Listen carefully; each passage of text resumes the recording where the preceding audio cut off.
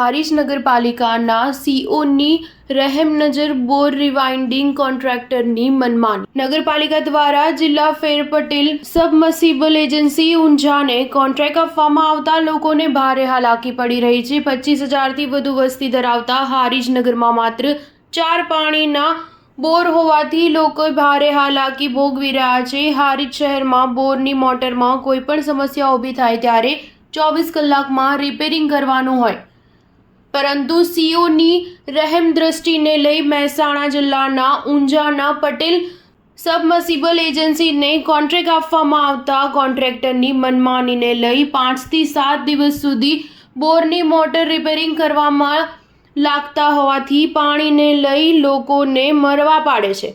હારીજ શહેરમાં આવેલ ગોકુલનગર સોસાયટી પાસે આવેલ બોરની મોટર ખરાબ થતાં 20થી વધુ સોસાયટીમાં પાણીની સમસ્યા ઊભી થઈ છે।